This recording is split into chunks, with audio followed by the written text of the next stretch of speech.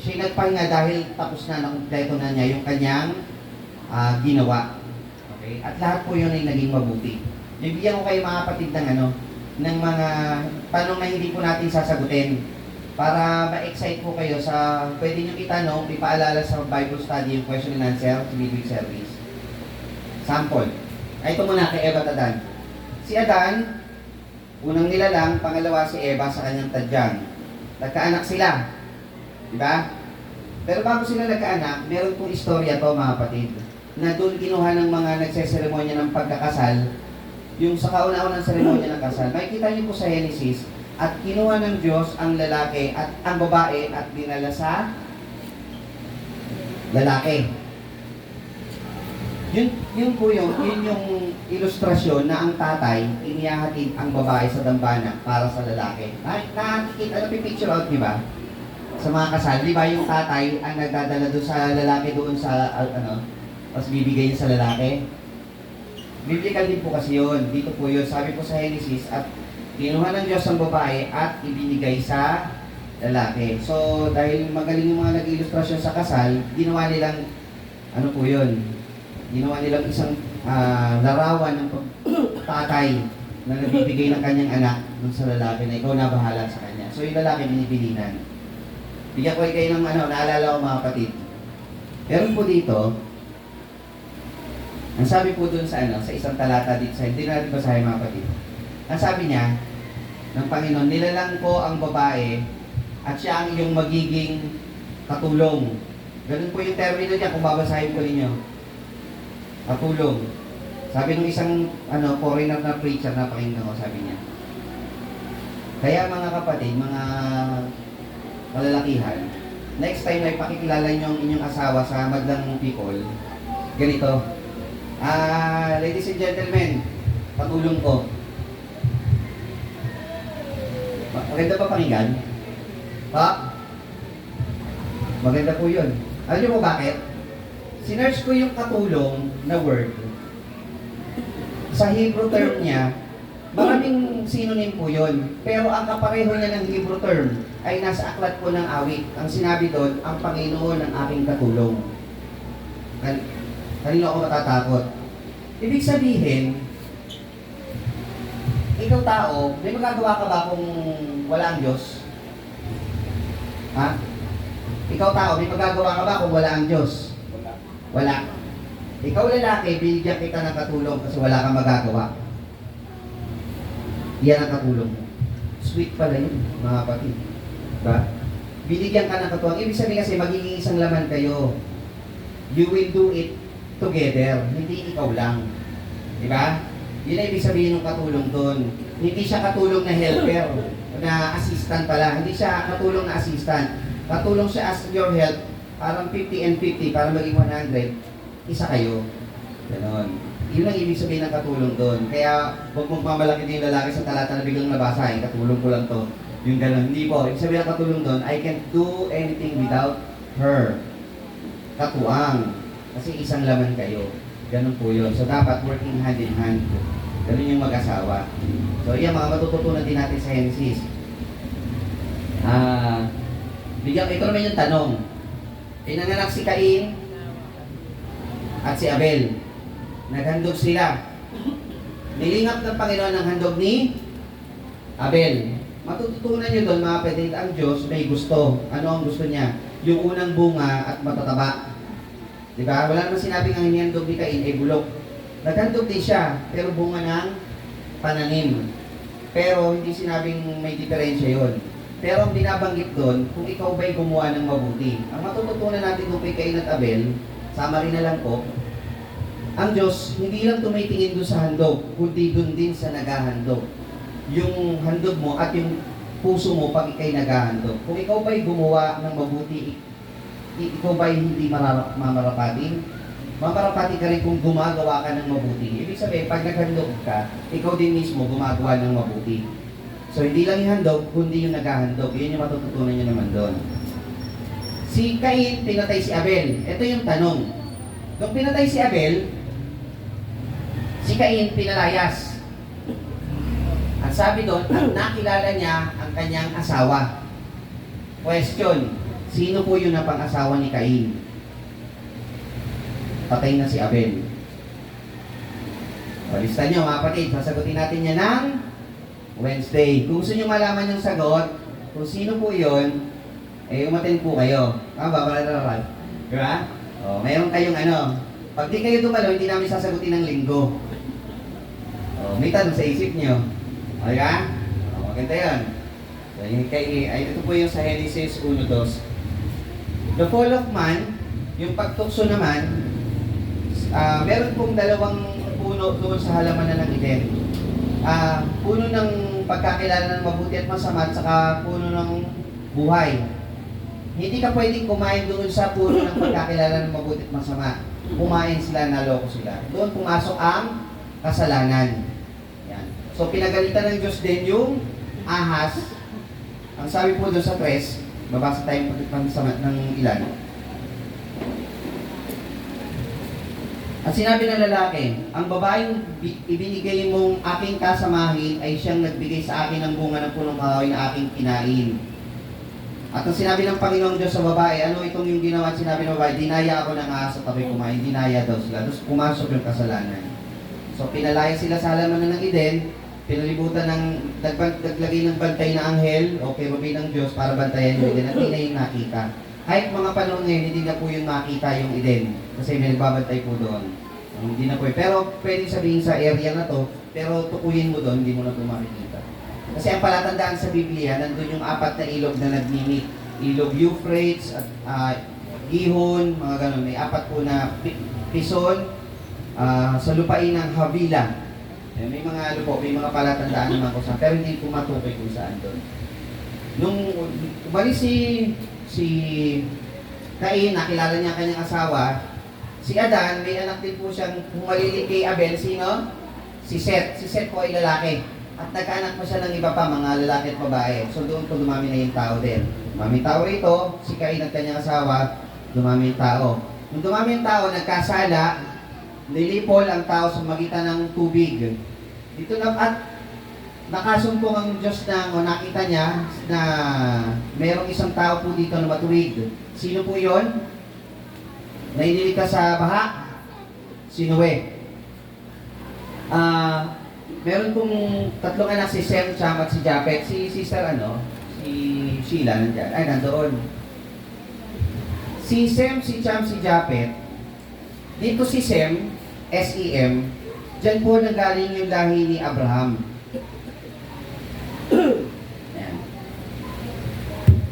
Sa lahi ni Cham naman, may lahi naman po dito yung may iba pa. Yung kay Japet meron din. Tapos, meron pong isang lalaki doon na naging makapangyarihan na nagtayo ng pamunuang panlupa, si Nimrod. Si Nimrod, pinangunahan niya yung Babel na tinatawag o Babylonia. Tinayo yung tore ni Babel. Ang gusto ng Diyos kasi, sabi kay Noah, kalatan niyo ang buong lupa. So yung mga tao, ayaw. Baka tayo maligaw. Magtayo tayo ng tore. Palatandaan, pag hindi mo na nakikita yung tore, ibig sabihin, lumalayo ka na, di ba? Dati ang malaking bahay dito, nung yung tumana bukid pa, yung may umabot dito mga kalalakihan, yung bahay ni Kadyo Sumiring, yung pinakamalaki doon eh. Nakita mo ba yung bahay ni Tito Jun? Oo, malapit pa tayo. Pero pag di mo na nakita yon, malayo ka na. Di ba? Kasi yun ang pinakamalaki rito nun eh. Kahit nandito ka, sa Asmin, kita mo yun. Kita mo yun. Nakikita mo pa, malapit pa tayo. Diba? Pag umakyat ka doon sa kita mo pa yun eh. Yung tore ni Babel, mataas po yun. Ngayon ang Diyos sabi, ano ba ang utos ng Diyos? Kalatan ng buong lupa. Ang paraan, ginulo ng Diyos ang lingwahe. Nagkahiwa-hiwalay yung mga tao. So, ito, nagpunta sa ganitong lugar, magkakapareho ng lingwahe, yan, kumalat na. Doon nagpasimula po yung iba't ibang mga nasyon o nation o mga bansa din. Pupunta tayo sa ikalawang bahagi ng Genesis. Doon sa 12 hanggang 25, tinalakay naman po dito si Abraham. Bigyan kayo ng konting istorya kay Abraham. Kasi kilala niyo na si Abraham, di ba? Ano yung dalawang pagkakilala niyo kay Abraham? Ama ng pananampalataya. Ama ng maraming bansa. Ano yung pangatlo? Siya po yung may taguri na friend of God. Tatlo po yan. Ama ng maraming bansa, ama ng pananampalataya, and friend of God. Kaya may sayaw ngayon kabataan I am a friend of God. Doon po kinuha yun, doon sa taguri kay Abraham. Siya kaibigan ng Diyos. Dinadalaw nga siya ng Diyos na biglaan eh. Nagaan yung anghel eh. Yung tatlo, na anghel na pumunta kay Abraham, isa dyan, yung Panginoon, mala-anghel eh. Dumadalaw siya kay Abraham. Walang pasabi, bigla na lang dumarating. Kaibigan sila eh. Yun yung ano eh. Yun yung isang taguri na nangyari sa buhay ni Abraham na kaibigan ng Diyos. Na ang tinuturong aral sa atin noon, papas forward na natin, tayo mga kapatid, sabi ba natin, o sabi ng Panginoong Hesus, hindi ko na kayo tuturing na alipin, kundi mga kaibigan. Ang kaibigan, pwede mong tawagan anytime. Di ba? Kayo ba tumadalangin sa Panginoon anytime? Mga kapatid, kung kaibigan niyo ang Diyos, patay mo siya, manalang kausap mo siya anytime. Hindi mo kailangan ng pare para Father, sabi ng Diyos, pagmamagit na pa, hindi na, dumiretso ka na sa Diyos. Yun yung pinapakita ng kay Abraham. Okay. Nung etong si Japhet, meron siyang nakaharian, wala si Sheila. Ito yung tinatanong ni Sheila, ano daw yung mga kahari-karian po doon sa Kapitulo 14, ganun. Meron po siyang nakaharian na pinamumunuan ng isang hari na namumuno sa kanila si Chedorlaomer. 14. Nakakaano yung ano po niyan eh, yung ano niya, spelling ng pangalan niya. Chedorlaomer. May siyang nakarian na pinamumunuan ni Chedorlaomer ng 12 years.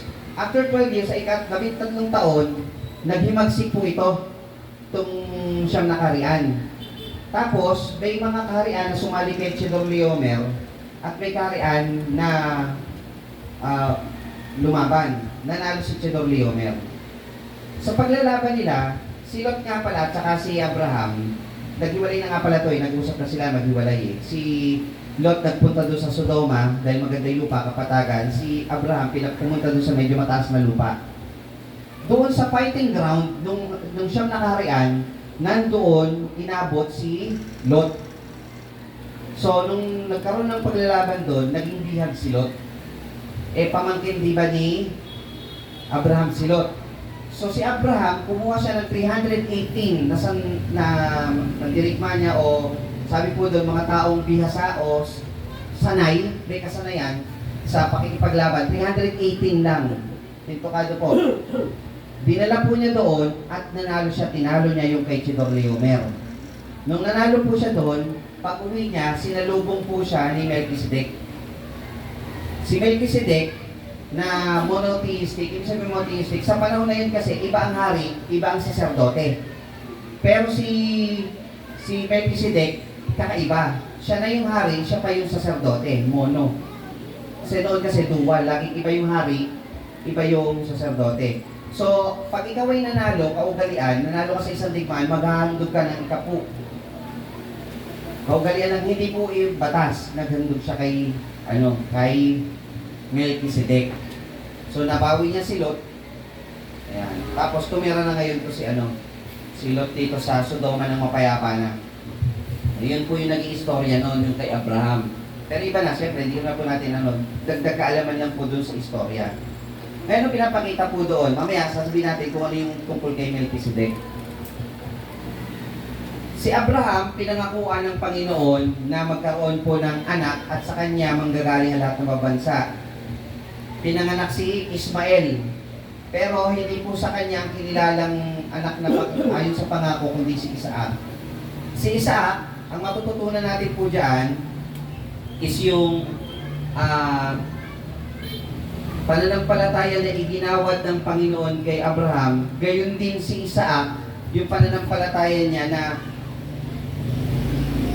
hawak ako ng tatay ko, hindi ako walang mangyayari sa akin. Diba? Mahal akong tatay ko, di ba? O ikaw ba naman, sasaksakin ka eh. Ikabaangal doon. Siyempre, may ano rin yun eh. May pananampalataya rin siya doon eh. At mamaya sasabihin natin yung isang parte ron tungkol doon sa kay Isaac. Yung kay Jacob, natalakay na po natin ito, natatandaan nyo, yung kay Esau at kay Jacob, na minahal ng Diyos si Jacob at si Esau ay kinapuotan, natatandaan nyo? At ang pagmahal ng Panginoon, sinusubok. Diba? At si Esau, bakit kinapuotan? Kasi meron dapat siyang basbas, ipinagbili niya yun sa isang walang kabuluhang bagay, yung isang mangkok na pagkain. Na kung sa atin, mga kapatid, meron kayong, lahat mo ba tayo nagkiklaim, may basbas tayo ng Panginoon ng kaligtasan? Huwag niyo ipagpapalit sa walang kabuluhang bagay para kayo hindi kapuotan ng Diyos, kundi kayo ibigin. At kung kayo tinatanggap nyo na iniibig kayo ng Panginoon, kayo ay maaaring bigyan ng Panginoon at paminsan-minsan o madalas ay binibigyan kayo ng hampas o pagsubok ng Diyos. Yun po yung istorya kay Esau at Jacob. At ang panghuling chapter po niyan, 37 to 50, is yung kasaysayan naman kay Jose. Si Jacob nagkaanak ng 13. Sino po yung pang-13? Si Dina. Si Dina, anak din po siya ni Leah. Ang apat na asawa po ni Jacob, si Leah, si Raquel, si Bilha at si Silpa. Okay? Yung sa apat po na yan, lulubas yung 13. Pero hindi na binibilang si Dina kasi po, patriarka. Kung sabihin patriarka, hindi matriarkal. Patriarkal, mga lalaki talaga ang binibilang. So, si Jose. Talakayin po natin minsan yung kay Jose na yan dahil marami pong araw din po tayo makukuha dyan ng na nakapaloob po dito. John 1 to 2, God created man. 3 to 5, man sin. 6 to 9, judgment sa kasalanan. Nagrebel ang mga tao sa Panginoon. Sabi nila, magtayo tayo ng ating gusali ay aabot hanggang langit, di ba? Nagrebel sila eh. So ang Panginoon, tinurusahan sila, pinag-iwahiwalay sila. Kay Abraham, ipinakita na ang Diyos pag nangako, tinutupad niya. Tama po ba, mga kapatid? Pagdating kay Isaac, ito yung pagpapakita na ang Diyos may sagot sa kanyang pangako. Pagdating kay Jacob, ipinapakita na ang Diyos may plano. Pag ang Diyos nagplano, tinutupad niya yon. Pag pinasa niya aklat ni Jacob, maintindihan niyo na ang Diyos talaga nagpaplano, tinutupad niya.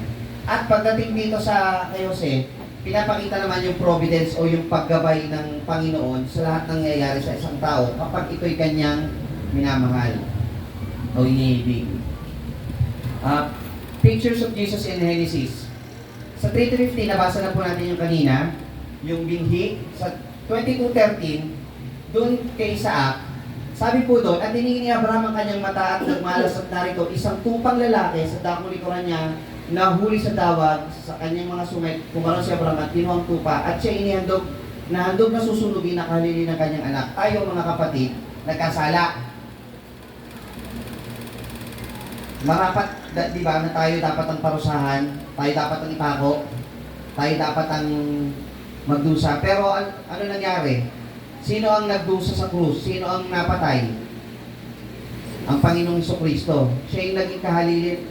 Instead na tayo, siya na lang yun. Hindi na natin kailangang mamatay sa kaparusahan. Di ba? Nagpakahirap na siya para sa atin. Dito sa, pinapakita rin yung maaninagan nyo, yung picture ng Panginoong Jesucristo na siya yung naging kahalili. So, imbis na si Isaac yung mamatay, ang naging kahalili yung tupa. Yan. Isa pa. 14:18. At si Melchizedek na hari sa Salem ay naglabas ng tinapay at alak at siya'y saserdote ng kataas-taasang Diyos. Sumumpa ang Panginoon at hindi magsisisi, ikaw ay saserdote magpakailanman na ayon sa pagkasaserdote ng Melchizedek. Ang Panginoong Jesucristo, pagdating sa Hebreo, siya na yung saserdote, siya pa yung hari, siya pa yung Diyos. Pareho ng pagkasaserdote ni Melchizedek, na siya na rin yung saserdote, siya pa yung hari. Si Melchizedek, hindi kinukoy saan galing, walang pinagkulang, walang talaan ng lahi. Ang Panginoon, ang Diyos na makapangyarihan sa lahat, bago nalalang ang langit at ang lupa, nandun na. Halos pareho po yung kanilang pattern. Ganun po yung pagkakilala sa Kanya. Si Melchizedek po ay naging doon po na naihambing yung paghahari o pagkasaserdote ng Panginoong Jesucristo, na ikaw maghahain sa Kanya, ikaw maghahandog sa saserdote, sa hari. Maghahandog ka na sa hari, naghahandog ka pa sa saserdote. Ganun din tayo, maghahandog sa Panginoong Jesucristo dahil siya na yung saserdote, siya pa yung hari, siya pa yung Diyos. Meron pang isa, bukod po dito, yung sa Noah's Ark. Kung bubuksan nyo mga kapatid yung pag-aaral doon, ang tao may kasalanan. Tayo sa evangelism natin, ano sinasabi natin sa mga tao? Mga nagsisigit, mga bautismo, pag hindi kayo nagsisi, tanggapin ng Panginoong Jesucristo, ano mangyayari sa inyo?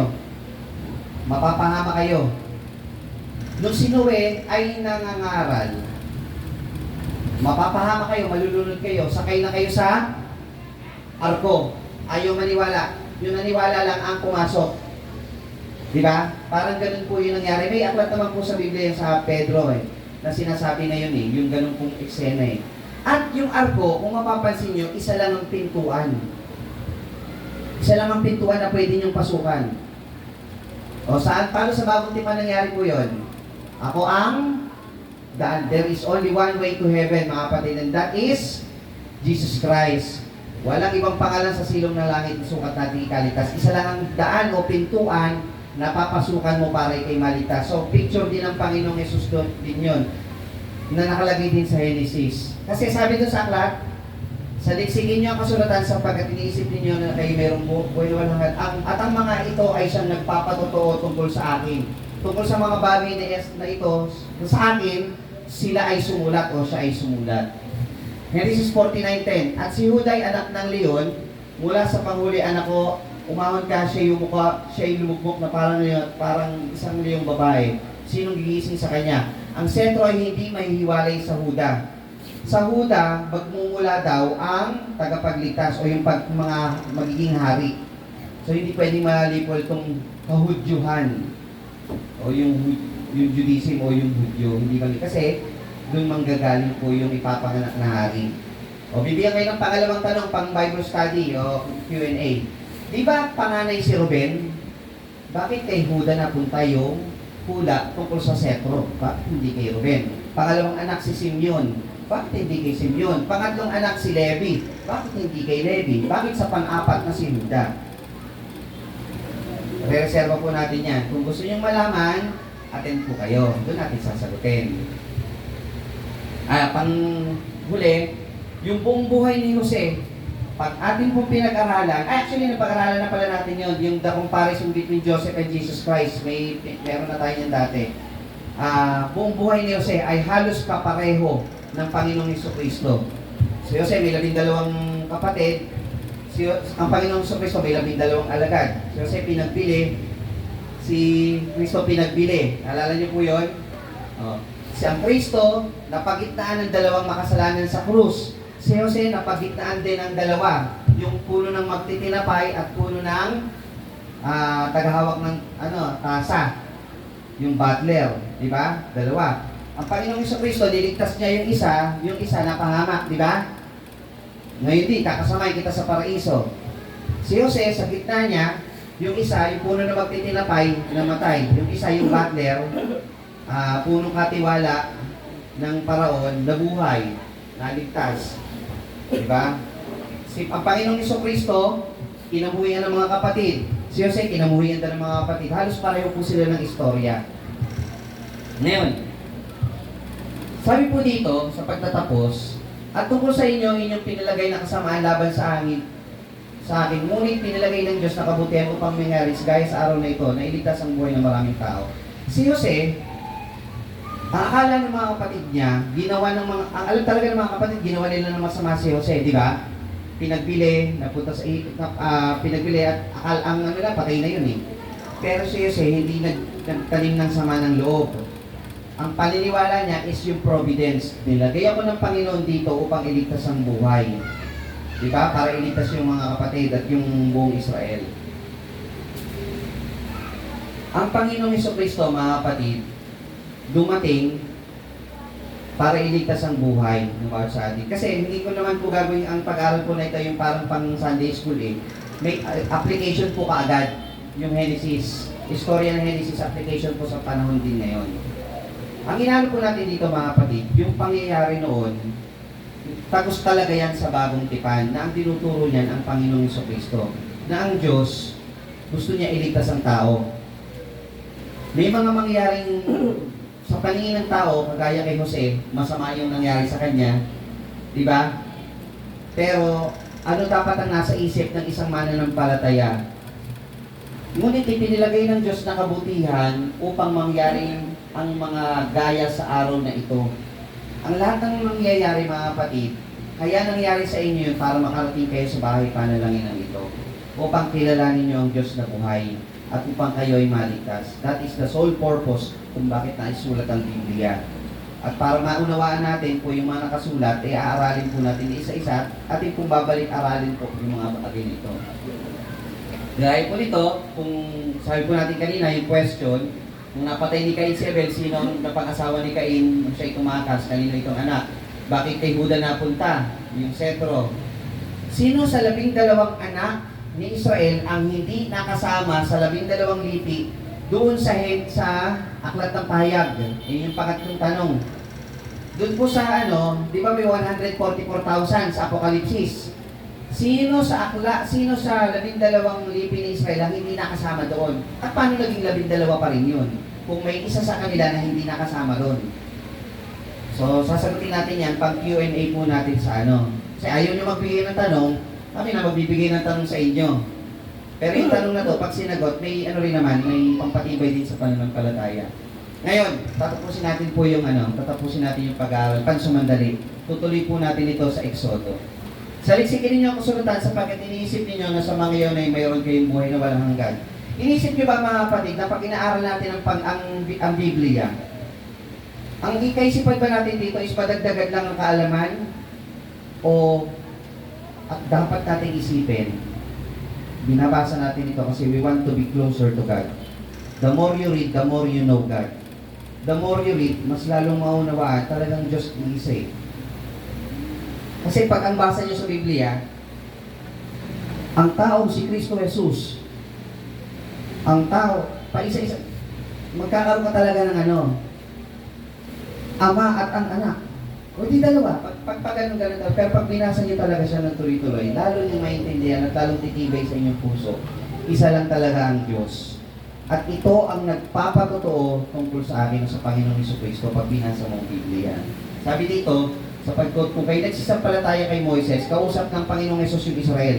Kasi ang Israel naniniwala kay Moises kung kayo naniniwala kay Moises, pagsisampalataya kayo sa akin, sabi ng Panginoon. Sapagkat tungkol sa akin, si Moises ay sumulat. So ito po mga kapatid, kaya sinasabi natin yung application yan, tungkol talaga yan sa Panginoong Jesus. Na siya, may ginagawa, ang dyablo, pipilitin niyang sirain ng tao para wag lumapit sa Panginoon, pero ang Diyos gagawa ng paraan para ikaw ay ilapit. At kayo mga kapatid, kung may